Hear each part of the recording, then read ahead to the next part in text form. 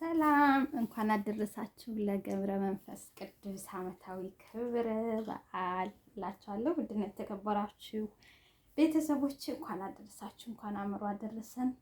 ገብረ መንፈስ ቅዱስ ሀገራችንን ሰላም አድርገው በሰላም ደግሞ የከርሞ ይበሉን፣ ካለብን ከመጣብን መዓትና ከዚህ ከአሰቃቂ ጊዜ በሰላም አቡዬ ይሄን ጊዜና ሰዓት ቤተሰቦቻችን ያሳልፉልን እላችኋለሁ። ዛሬ እንግዲህ አቡዬ ደስ ብሎኛል። ዛሬ እንግዳ ይመጣብኛል ብዬ ፈርቼ ነበር።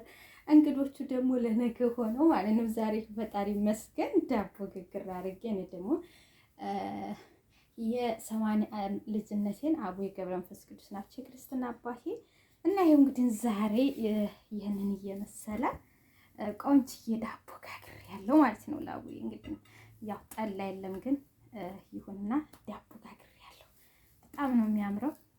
እንኳን አደረሷችሁ። ደግሞ ገብረ መንፈስ ቅዱስ በሰላም ፈጣሪ ብሎ በሰላም ለሀገራችን ለልጆቻቸው ያብቁን። ይህንን መከራ ይህን ጦርነት በቃችሁ ይበለን። ሌላ ምንም የምንለው ነገር የለም። በድጋሚ እንኳን አደረሳችሁ እላችኋለሁ ሁላችሁንም።